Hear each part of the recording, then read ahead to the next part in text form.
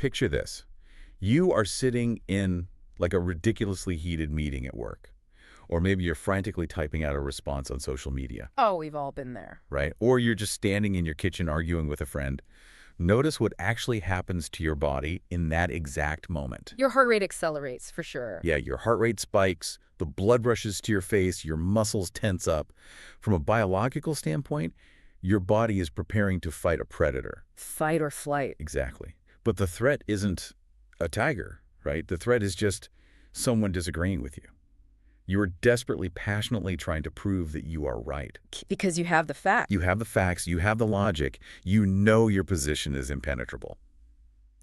But, and this is the core of what we're looking at today, what if the very act of believing you are right is the ultimate proof that you are fundamentally wrong? This is a huge question. It really forces us to confront how much of our identity is, propped up by our convictions. Oh, absolutely. We use our certainty about what is right and wrong, not just as a moral compass, but as the foundational architecture for our entire sense of security in the world. And that desire for security and the sheer chaos that ensues when we try to dismantle it is the territory we are exploring in this deep dive today. It is quite the territory. It really is. Today, we are looking at a deeply fascinating, mind-bending philosophical essay from June 2011 by a writer named Feng.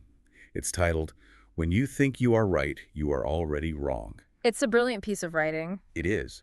And our mission today is to deconstruct our rigid, everyday ideas of right and wrong, using this specific text to explore how letting go of judgment might actually be the key to clarity. Because the author really challenges the reader to step completely outside of conventional cognitive frameworks. Right. He requires us to look at human behavior, morality, and nature without the usual safety net of our everyday categorizations. Okay, let's unpack this.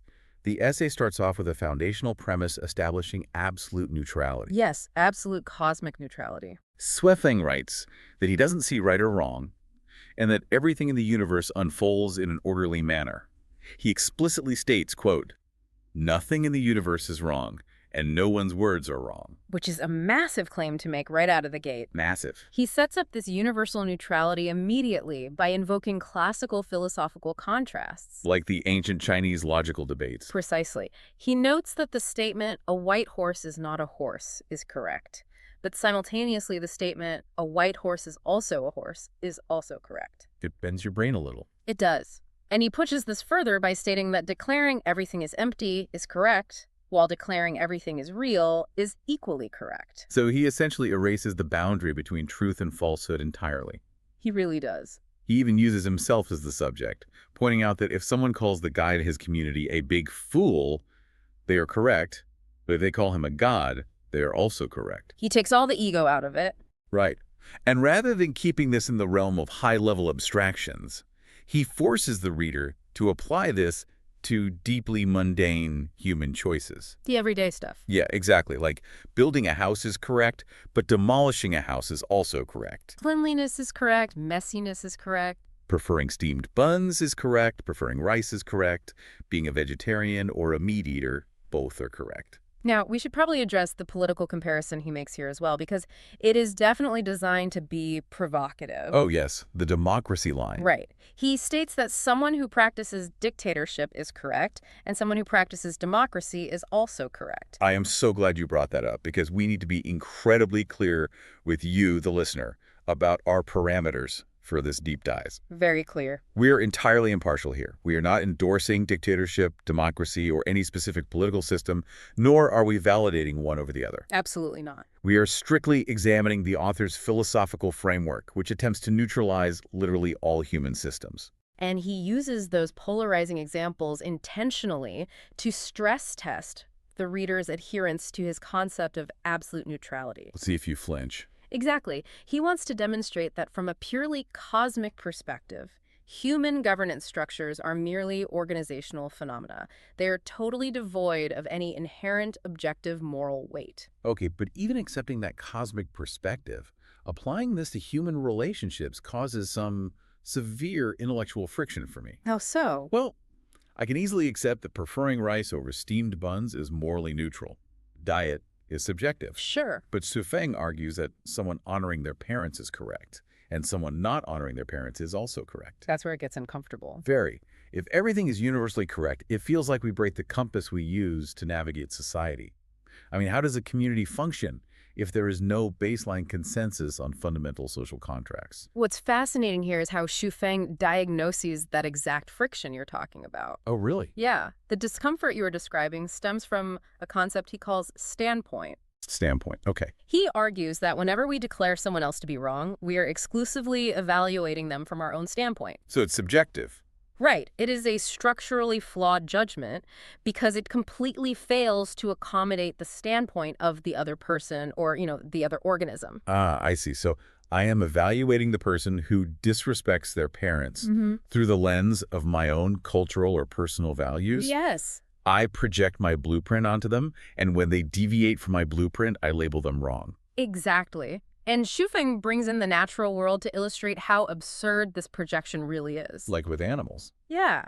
He poses a question: who can possibly declare that the behavior and values of cats are inherently correct, while the behavior and values of mice are inherently wrong? Oh, that's a great way to look at it. If we try to map human morality onto that, it completely falls apart. Because the mouse views the cat as an agent of evil. Right, a monster. While the cat just views the mouse as lunch. Neither has access to an objective truth. They only have their biological standpoint. They are just acting out their biology. And he expands this to the environment itself. Who can say the winter is wrong and summer is right? Nobody. Or that fruit-bearing trees possess more inherent value than trees that don't bear fruit? We tend to believe our human categorization of good and bad reflects the objective universe. But it doesn't? No. In reality, the universe simply exists. Okay, I can follow that logic when it comes to cats and seasons. It's safe. But the author doesn't allow the reader to stay in the safe territory of nature documentaries, does he? He definitely does not. He takes this neutral standpoint theory and pushes it to its absolute limits. He forces the framework to confront the most destructive elements of existence. Yeah, he writes that extreme natural disasters, earthquakes, volcanic eruptions, droughts, and floods are not wrong. Which is hard to swallow when people lose their homes. Exactly. And then he crosses the line into deliberate human acts of destruction. This is the toughest part of the essay. It is. He states that it is not wrong for people to kill, to commit arson, to steal, or to rob. Reading that in isolation triggers an immediate, visceral rejection. My immediate thought was, this is crazy. It sounds like an endorsement of pure malice. How? However, the framework demands we look at the second half of his equation. Right, there's a flip side. He states with equal conviction that it is also not wrong for others to stop these actions, to fight against them, and to punish the perpetrators. Oh, okay. He defines this dynamic as each performing their duty, each bearing their responsibility. Here's where it gets really interesting. Feng seems to be describing the universe as an unfathomably massive stage play. That's a good analogy. Like, if I am cast in the role of the victim of a robbery and someone else is cast in the role of the robber, we are both just hitting our marks. Playing our parts. Yeah. But as a human being who experiences actual fear and loss, am I supposed to view the robber as just a dedicated actor and applauds the performance? I mean, it feels dangerously close to advocating for total passivity in the face of harm. I get that. But that assumes the stage play only allows you to be a passive victim. Remember, the second half of his equation, stopping the robber, is also correct. Ah, so fighting back is part of the play. Yes. The police officer, the judge, the person fighting back, they are also just hitting their marks on the stage. The text isn't advocating for anarchy at all. What is it advocating for? It is describing a self-regulating ecosystem. So friction and conflict are just features of the ecosystem, not bugs in the code. Exactly. Zhuang returns to nature to ground this concept. A fox eating a chicken isn't wrong, and a wolf eating a sheep isn't wrong. Because that's what wolves do. Right. Thorns growing on a rose bush aren't wrong. He points out that while the growth of crops is right, the growth of weeds is also right. Even though we hate weeds. But a weed is not an agent of cosmic evil. It is simply a biological entity executing its programming. And the farmer who relentlessly pulls the weed out by the roots is just executing his programming. You've got it. The weed fulfills its nature by absorbing nutrients and spreading. The farmer fulfills his nature by protecting the harvest that sustains him. Neither is wrong. Neither is morally bankrupt in an absolute sense. They are two entities acting out their inherent nature, which just happens to result in a clash of roles. Okay, that reframes conflict significantly. Yeah. But it brings us to a highly practical dilemma for you, the listener. Let's hear it. If a weed is just doing what a weed does, how do we navigate interpersonal conflicts where the other person's nature is actively obstructing our goals? Suf addresses this directly through the lens of his own life's work. Oh, this is the part about his community, Yeah, he references his efforts to establish something he calls the Lifechanyuan era. which is his utopian ideal, right? Yes. He asserts that his efforts to build this era are correct, but maintaining his philosophical consistency, he acknowledges that the people who actively oppose and obstruct his efforts are also correct. Which takes an incredible amount of detachment. It does. He writes, quote, "Everyone is playing their own role in their own way," and adds that everything is a game. As long as we are immersed in the process, it is fine. So as long as you're playing the game, you're fine. He introduces the concept of the Tathagata's intention, which serves as a representation of the fundamental underlying nature of the universe. Okay, Tathagata's intention. According to this principle, it aligns with cosmic law for all life to blossom according to its own individual nature. And he illustrates this with two excellent idioms that I just loved. They are very visual. He writes, "A forcibly twisted melon is not sweet," and notes that forcing a cow to drink water goes against heavenly will. You can't force nature. Exactly. He says, if you love heaven, go to heaven. If you love hell, go to hell. Just let everything be exactly what it is. It is a philosophy of radical autonomy. But practically speaking, what does this actually mean for the listener? Right. How do we use this? Suppose you are trying to convince a stubborn coworker to abandon a toxic process. Or, I don't know, you're trying to talk a family member out of a really harmful decision. Real world problem. Yeah. If you follow Zhuifan's logic, that effort is thankless and contrary to natural laws. Does this philosophy essentially instruct us to abandon all efforts to influence others and just let the twisted melon remain twisted? This raises an important question, as it highlights a frequent misinterpretation of non-dualistic philosophy. The takeaway is not passivity. The takeaway is authenticity detached from outcome. Authenticity detached from outcome. Yes. The text encourages you to express your own nature fully without taking on the mathematically impossible burden of forcing the rest of the world to match your frequency. Think of it like a tuning fork. A tuning fork. Okay, so if my nature is to advocate for a better process at work, I should just strike my tuning fork and let it ring. Yes, ring at your frequency, pull the weed, argue for the better process, offer advice to the family member. Just do it because it's who I am. Exactly. Wow. Do those things because it is your authentic nature to do so, not because you operate under the illusion that you possess the power to force another tuning fork to magically change its shape and match your vibration. Wow, that's profound. The profound exhaustion we feel in life rarely comes from our own actions. It comes from our relentless attempts to force the cow to drink. The suffering comes from the expectation of control, not the action itself. Exactly. That brings some incredible clarity. But, and this is a big but, just as the text lulls the reader into this harmonious idea that everyone is just playing their role and the universe is perfectly balanced, Xu executes a massive philosophical pivot. The transition in the essay is extremely jarring by design. Yeah, he introduces a glaring paradox. Yeah.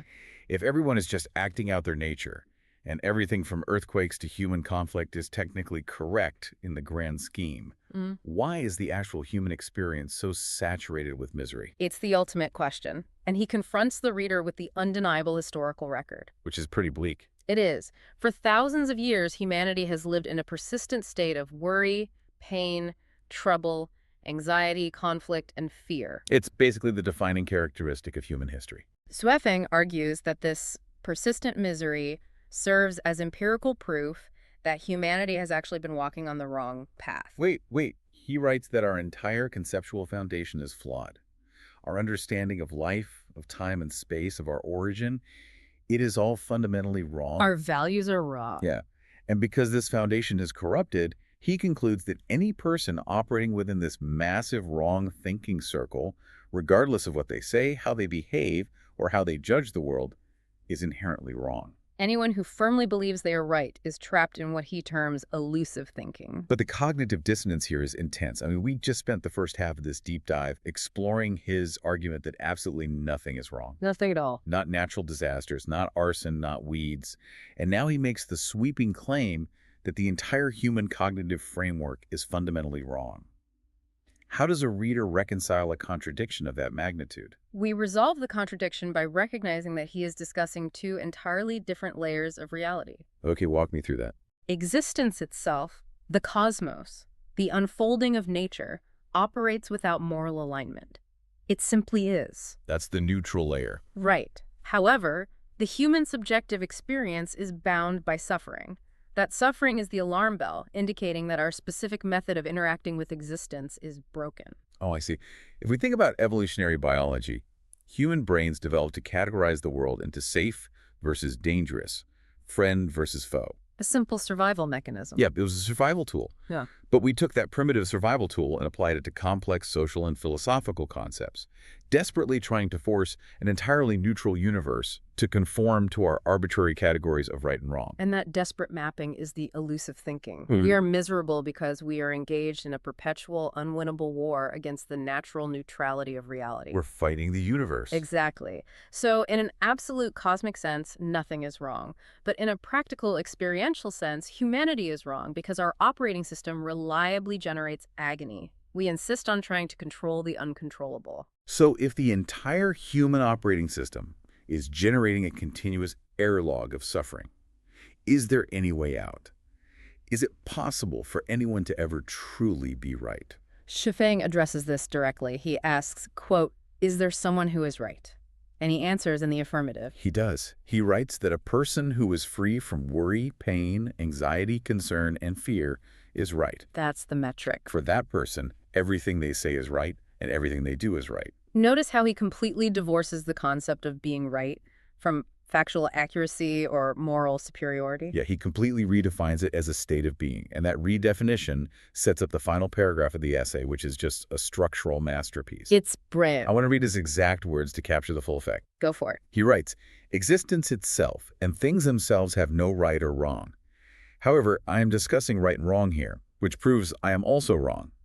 Because I can prove that I am wrong, I am right. But because I think I am right, I am wrong again." It's dizzying. So what does this all mean? He builds an inescapable logic trap.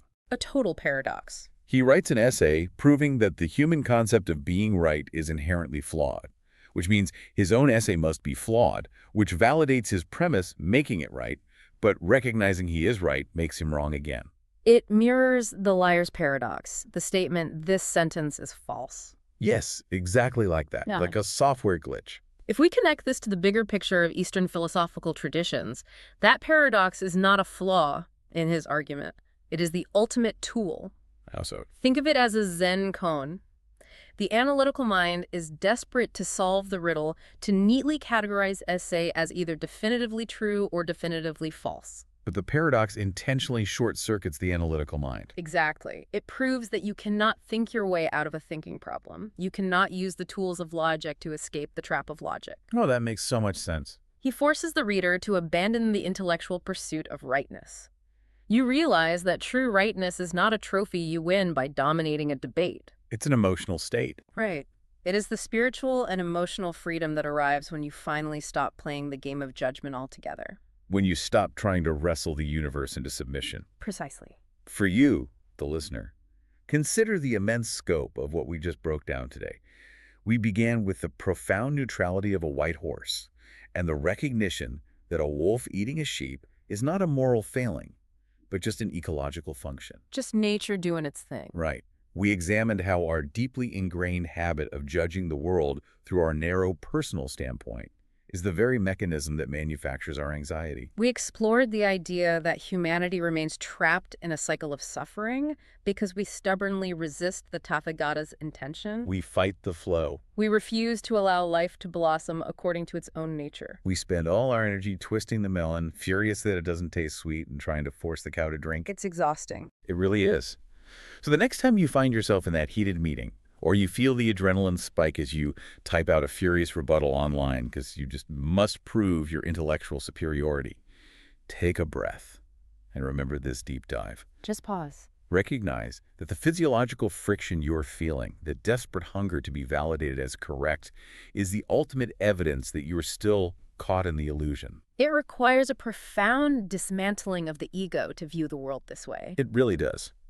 To leave you with a final thought to mull over, expanding on the core of Su Feng's essay, We often assume that the ultimate proof of mastery or wisdom is how fiercely and immovably you can defend your own position against attack. That's usually how we measure intelligence, yeah. But what if true wisdom operates inversely? What if the highest form of intelligence is demonstrated by how effortlessly you can argue the exact opposite standpoint, inhabiting a completely different worldview without ever feeling that your own identity is threatened? When you can hold both the absolute truth and the absolute falsehood in your hands simultaneously, without fear, perhaps that is the moment you finally stop being wrong. Thank you for joining us on this deep dive. Keep questioning, keep exploring, and we will catch you next time.